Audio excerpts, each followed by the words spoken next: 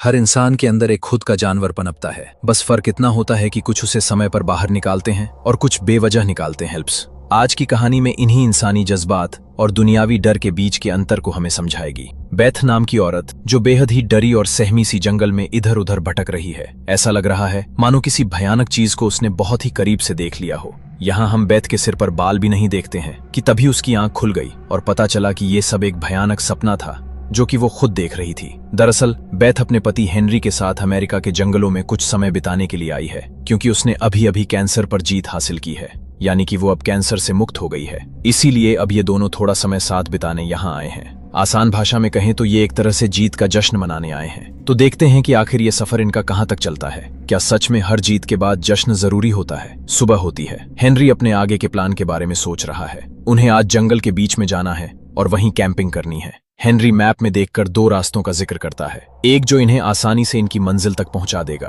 तो वहीं दूसरा रास्ता जिसमें थोड़ी कठिनाइयां होंगी। बेथ दूसरे रास्ते को चुनती है क्योंकि वो नहीं चाहती कि कोई भी उसे अब कमजोर समझे। हालांकि अभी भी उसके शरीर में वो जान नहीं आई है जो पहले थी, लेकिन फिर भी वो जिद्दी हो चुकी है अब। लेकिन हेनरी उस पर ज्यादा जोर नहीं देता है। उसका जो दिल करता है वो उसे वो करने देता है, क्योंकि अभी वो थोड़ी चिड़चिड़ी हो चुकी है, जो स्वाभाविक भी है। प्रकृति की खूबसूरती को देखते हुए ये दोनों आगे को बढ़ रहे थे। बेथ को थोड़ी कमजोरी सी महसूस हो रही थी क्योंकि ये चढ़ाई वाला रास्ता था, पर उसने इस बारे में उसे नहीं बताया। कुछ दूर जाने पर इनके सामने कुछ पत्थर आ गए जिन्हें पार करना था। हेनरी ने बेथ को हाथ दिया ताकि वो उसकी मदद से ऊपर आ सके, लेकिन उसने जिद के कारण हाथ को नहीं पकड़ा और खुद के दम पर चढ़ने की कोशिश की, पर इसमें खुद के एक पैर को जख्मी कर लिया। पर दूसरी बारी भी उसने हाथ नहीं पकड़ा और खुद ही जैसे तैसे करके ऊपर चढ़ गई। लेकिन हेनरी समझ गया था कि इन्हें अब यही कहीं पर ही कैंप लगा लेना चाहिए, क्योंकि वो तो जिद को लेकर चलती रहेगी, पर उसे तो समझदारी दिखानी होगी। इसलिए उसने कुछ लकड़ियां इकट्ठा करना शुरू कर दी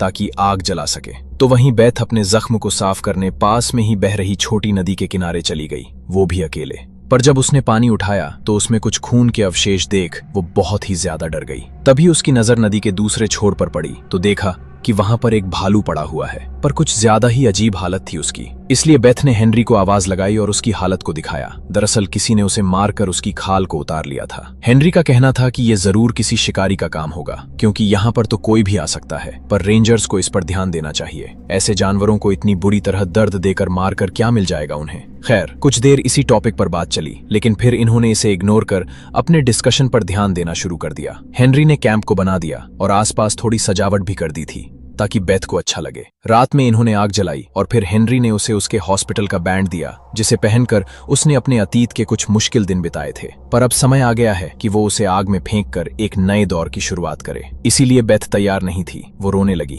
क्योंकि वो समय बहुत ही दुख भरा था। पर हेनरी के समझाने पर उसने उसे आग में फेंक दिया और सब कुछ भुला दिया। अतीत तो मिट गया, पर अब कुछ नए किस्से इनकी जिंदगी में जुड़ने वाले हैं। जो क्या हैं वो आपको कुछ ही देर में पता लग जाएगा। इतनी ही देर में एक गोली की आवाज सुनाई दी जो काफी दूर से आई थी। हेनरी ने सोचा कि उन्हें रेंजर्स को इत्तला कर देना चाहिए, लेकिन बेथ ने मना कर दिया क्योंकि इससे उनकी ट्रिप खराब हो जाएगी। फिलहाल अब ये सोने के लिए चले गए, लेकिन आज एक बार फिर बेथ को कुछ बुरे सपने आते हैं, जिसमें वो हॉस्पिटल के बेड पर लेटी हुई है और एक अजीब सा प्राणी उसके जख्मों को बुरी तरीके से चाट रहा है। अचानक उसकी आंख खुल गई और वो थोड़ी देर के लिए बाहर आई, जहां उसे कुछ अजीब सा लिक्विड जैसी कोई चीज गिरी पड़ी मिली। तभी उसके सामने हेनरी आ गया, जिसे देख वो हैरान हो गई कि आखिर वो इतनी रात को यहाँ बाहर क्या कर रहा है। तो उसने कहा कि वो तो तब से यहीं ही है, बस वही सोने के लिए गई थी। इसी बीच इन्हें कुछ अजीब सी आहट जैसी कुछ सुनाई दी थी, इसलिए ये फौरन अपने कैंप के पास भाग कर गए तो देखा किसी ने इनके पूरे कैंप को खराब कर दिया था। लेकिन बस यही नहीं, उनके कैंप के चारों ओर हम उसी लिक्विड को बिखरे हुए देखते हैं जिसे सबसे पहले बेथ ने शुरुआत में देखा था। कौन है? क्या कोई ऐसी चीज है जिसे हमने आज तक कभी नहीं देखा है,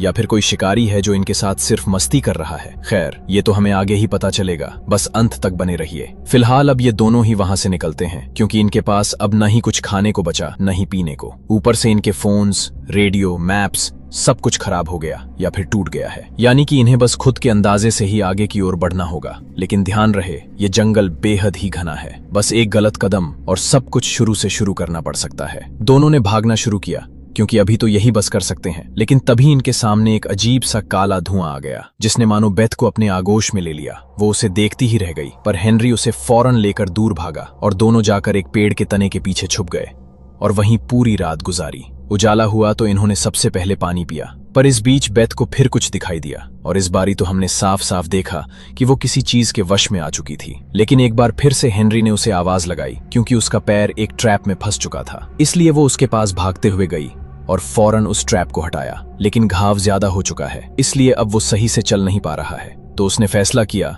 कि वो खुद अकेले ही आगे जाएगी ताकि किसी की मदद ला सके। इसलिए उसने हेनरी को वहीं एक पेड़ के सहारे से लेटा दिया और खुद आगे गई। पर उसके हर एक कदम पर मानो कोई बुरी शक्ति उसका पीछा कर रही हो, उसके पास घूम रही, जिस चीज का एहसास उसे काफी अच्छे से हो रहा है। आगे जाने पर उसे एक खंडहर दिखाई देता है जिसके बीच में एक कुआं था। शायद ये कभी कोई बस्ती हुआ करती थी, लेकिन आज खंडहर हुई पड़ी है। जब बेथ ने उस कुएं के अंदर झांक कर देखा तो उसकी तो रूह कांप गई। दरअसल वहां पर इंसानी खाल लटकी हुई थी, वो भी एक दो नहीं बल्कि हजारों की तादाद में, जिससे डरकर वो भागने लगी। लेकिन अब वो शक्ति फिर से उसका पीछा कर रही थी। इतने में अचानक से वो किसी की पकड़ में आ जाती है जो उसे खींचकर एक पेड़ के नीचे छुपा लेता है। दरअसल ये एक आदमी था जिसने उसे उस शक्ति से बचाया था जो उसी पेड़ पर बैठी थी। दरअसल ये भी उन्हीं की तरह इस शक्ति से लड़ रहा है, लेकिन उसे काफी समय हो गया है यहाँ पर। इससे ये साफ पता चल रहा है कि अगर जो कोई भी यहाँ आता है वो सिर्फ उसी शक्ति की मर्जी से वापस जाता है। फिलहाल अभी तो वो शख्स इन दोनों को लेकर अपने अड्डे पर जाता है और उन्हें कुछ खाने को देता है। पहले तो हेनरी और बेथ को लगता है कि ये आदमी सही नहीं है क्योंकि वो कुछ भी बोल नहीं रहा था, पर कुछ ही देर बाद उसने बताया कि उसका नाम विन है और वो यहाँ उसी शक्ति से लड़ने की कोशिश कर रहा है, पर अभी तक जीत हासिल नहीं हुई। हेनरी की पैर की हड्डी बाहर आ गई थी, इसलिए बेथ उसे ठीक करने की कोशिश करती है, पर वो बस चिल्लाए जा रहा है और कुछ नहीं। जो शोर विन को पसंद नहीं आया, इसलिए उसने एक ही झटके में उसकी पैर की हड्डी को ठीक कर दिया और फिर सोने को कहा क्योंकि रात में बाहर जाना खतरे से खाली नहीं है। पर इन दोनों को कुछ सवालों के जवाब चाहिए थे, इसलिए इन्होंने विन से पूछा कि आखिर वो यहाँ कैसे आया और ये चीज कौन है। तो उसने बताया कि वो भी उन्हीं की तरह यहाँ पर घूमने आया था 8 महीने पहले, लेकिन अभी तक घर नहीं जा पाया। इस शक्ति को एंडिगो कहते हैं, जो कि उन इंसानों का शिकार करती है जो यहाँ अमेरिकन जंगलों में घूमने के लिए आते हैं, बाद में उनकी खाल को उतार देती है। इससे पहले आज तक इन दोनों को ऐसी कोई बातों पर यकीन नहीं था, लेकिन अब इन्हें भी यकीन हो चुका है क्योंकि इन्होंने उसे खुद अपनी आंखों से जो देखा है। इतनी सब बातें हो रही थीं, पर बेथ की नजरें सिर्फ एक ही जगह पर थीं और वो थी विन के गले में पहना हुआ लॉकेट जिसमें एक लड़की की फोटो थी। खैर, सुबह हुई। विन ने कहा, मैं शिकार पर जा रहा हूँ, लेकिन सिर्फ तुम चलोगी, इसे यहीं पर रहने दो क्योंकि ये अभी चलने की हालत में नहीं है। बेथ मान गई, पर यहाँ वो असल में शिकार करने उसी एंडिगो का गया था जो अभी तक तो हमें सिर्फ धुएं की शक्ल में दिखी है। तो क्या विन अपनी गोली से उसका शिकार कर सकता है, या फिर उसे कुछ ऐसा पता है जो औरों को नहीं पता? यहाँ भी बेथ की नजरें उसी लॉकेट पर थीं, जिसके बारे में आखिरकार वो बता ही देता है कि ये उसकी बेटी एडिसन थी जिसके साथ वो इस जंगल में घूमने के लिए आया था। उस दरिंदे ने उसकी बेटी उससे छीन ली। उसी दिन से उसने ठान लिया था कि अब वो उसकी जिंदगी उससे छीन कर रहेगा, चाहे कुछ भी हो जाए। काफी देर हो गई वहां बैठे बैठे, लेकिन अभी तक उनके हाथ कुछ नहीं लगा, इसलिए इन्होंने अपनी जगह बदल ली, पर वहां भी कुछ नहीं था, इसलिए अब ये वापस लौटने लगे। लेकिन तभी अचानक से विन कहीं गायब हो गया और अब बेथ को फिर से वही काला धुआं दिखाई देने लगा। वो बेचारी डर के मारे भागने लगी, लेकिन आखिर कहां तक भाग पाती। अंत में उसने भी हिम्मत खो ही दी। पर ये क्या, वो शक्ति तो उसे बस छूकर गुजर गई, उसने उसे मारा नहीं। आखिर ऐसा क्यों? इतने में वहां पर विन आ गया शूट करते हुए। तब उसे समझ आया कि ये विन की चाल थी, तो उसने उसे बस एक चारे की तरह इस्तेमाल किया था। पर यहाँ इतना तो हमें पता चल गया था कि वो बुरी शक्ति बस उन्हीं लोगों को मारती है जो असल में परेशान या फिर बीमार होते हैं। पर बेथ तो अब ठीक हो चुकी है, तो फिर ये क्यों पीछे पड़ी है? इसी सवाल का जवाब विन उससे पूछता है कि क्या वो अभी भी बीमार है। हालांकि अभी तक बेथ ने उसे नहीं बताया था कि वो पहले बीमार थी, पर विन को ये अच्छे से पता था कि वो शक्ति सिर्फ बीमार लोगों के पीछे ही पड़ती है। तब उसने खुलासा किया, हाँ, उसे कैंसर था, पर फिर वो ठीक हो गई थी, लेकिन बाद में वो कैंसर फिर लौट आया है। पर इस बारे में उसने अभी तक अपने पति को कुछ नहीं बताया है, क्योंकि मैं उसके साथ कुछ समय बिताना चाहती हूँ।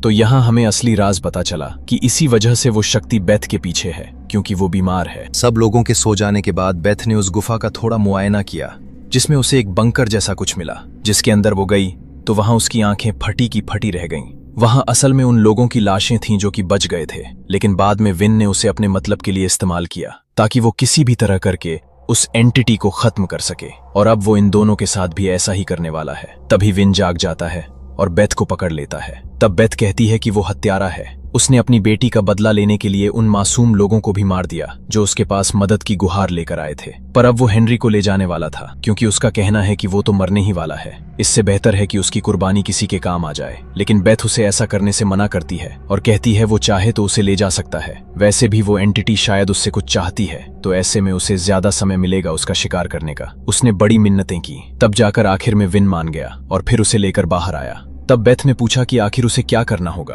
क्योंकि आज से पहले वो कभी किसी का चारा नहीं बनी है। क्या उसे लटकना है या फिर चिल्लाना है? विन कोई जवाब नहीं देता है। तभी अचानक उन पर वो एंटिटी हमला कर देती है, पर उसका हमला करने का तरीका अलग है। वो पहले इंसान को कमजोर कर देती है, उसकी खुद की कमजोरी को दिखाकर उसे लाचार करती है। जैसे अभी उसने विन को उसकी बेटी की झलक दिखाई, जिससे कि वो उसके ही ख्वाबों में खो गया, और इसी का फायदा उठाकर उस एंटिटी ने उसे घायल कर दिया। तब बेथ भागते हुए उसके पास आई और कहा कि चलो अब बस बहुत हुआ, ये सब छोड़ो। लेकिन घायल होने के बावजूद विन ने हार नहीं मानी। इस बारी वो उसे पकड़कर एक फांसी के फंदे पर लेकर आता है और फिर उसे उस पर चढ़ा देता है और चीखते हुए कहता है कि मेरे सामने आओ वरना मैं इसे मार दूंगा। ऐसा नहीं है कि बेथ ने कोशिश नहीं की, लेकिन अंत में जब उसे बंदूक की नोक पर ले लिया गया तो वो खुद ब खुद ऊपर चढ़ गई। लेकिन जब यहाँ थोड़ी देर हो जाती है तो बेथ अपनी जेब से एक नुकीली चीज निकालती है और जैसे ही विन मुड़ता है उसके गले में वो धारदार चीज घुसा देती है, जिससे कि वो मरता तो नहीं लेकिन हाँ, तड़पने जरूर लगता है। शायद कुछ देर में अंत हो जाए उसका। पर यहाँ बेथ के साथ भी एक हादसा हो गया था। जिस लकड़ी पर वो खड़ी थी वो अचानक टूट जाती है, जिससे कि उसका गले का फंदा लटकने लग जाता है। पर न जाने कैसे जब वो मरने वाली होती है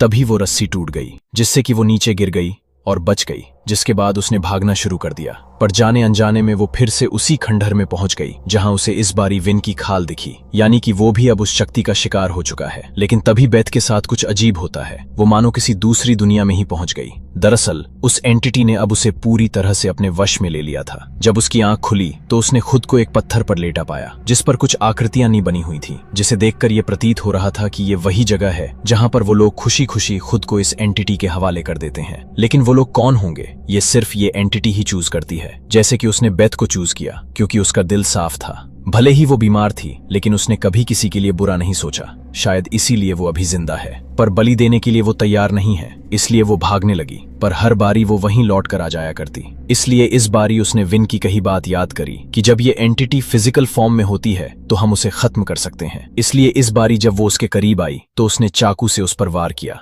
जिससे उसके शरीर के कई टुकड़े हो गए और वो गिर पड़ा। पर अंत में उसके शरीर से वो कीड़ा बाहर आया जो बेथ के अंदर घुसने की कोशिश कर रहा था। शायद इसी के अंदर सब कुछ है, लेकिन बेथ ने उसे कुचलकर खत्म कर दिया और फिर उस जगह से फौरन बाहर आ गई और अपने पति के पास पहुंच गई, जिसे लेकर वो इस जंगल से निकल गई, जिसके साथ इस कहानी का यही समापन हो जाता है।